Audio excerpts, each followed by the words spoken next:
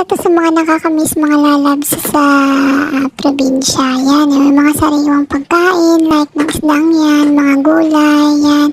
Kaya nakakasabik talaga balik-balik yan ng probinsya. So, ayan, tingnan nyo naman yung mga isda, sariwang-sariwa. Basta masipag ka, magkakalibre ka talaga ng ulam, mga lalabs. So, iba talaga pag sa probinsya, no? Hindi natin ipagpapalit ang probinsya, ang pamumuhay ng probinsya. Napakasarap. So, ayan, lalong-lalo na sa Sibuyan. Ay, ang sarap nga sa Sibuyan. Kahit maraming mga marites, okay lang. Huwag nyo na lang, ignorin nyo na lang. Basta, masarap mamuhay pag sa probinsya, payapa, malayo sa magulong sitwasyon. So, ayan, tingnan nyo. Napakasarap. Ang sarap mag-ihaw. Nami-miss ko yung mga ganitong ulam pag sa probinsya. So, ayan, lalabs.